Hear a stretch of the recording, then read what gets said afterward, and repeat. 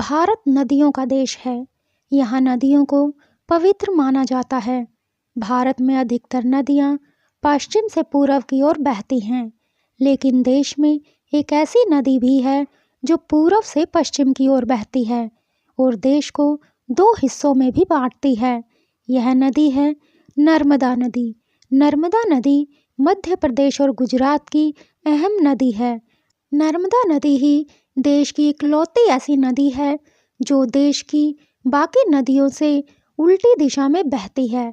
बता दें, गंगा यमुना समेत देश की सभी नदियां पश्चिम से पूर्व की ओर बहती हैं, वहीं नर्मदा नदी पूर्व से पश्चिम की ओर बहती है।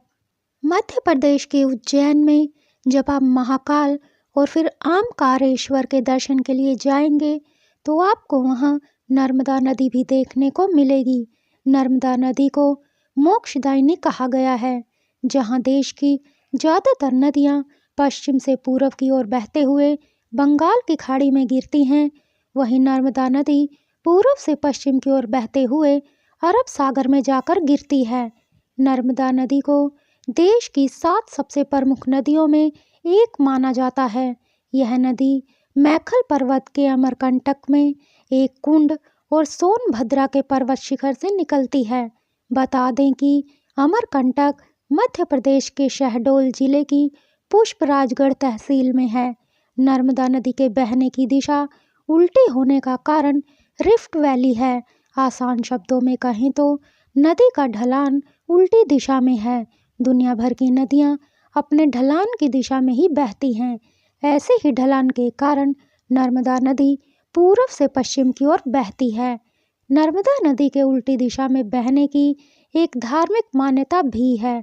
पौराणिक कथा के अनुसार नर्मदा और सोनभद्र का विवाह होने जा रहा था, लेकिन विवाह से कुछ देर पहले नर्मदा को पता चला कि भद्र की दिलचस्पी उनकी दासी जुहिला में ज़्यादा है।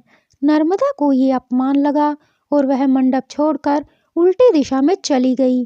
सोनभद्र ने उन्हें रोकने की बहुत कोशिश की, लेकिन वह नहीं रुकी। इसीलिए नर्मदा आज भी उल्टी दिशा में बहती है।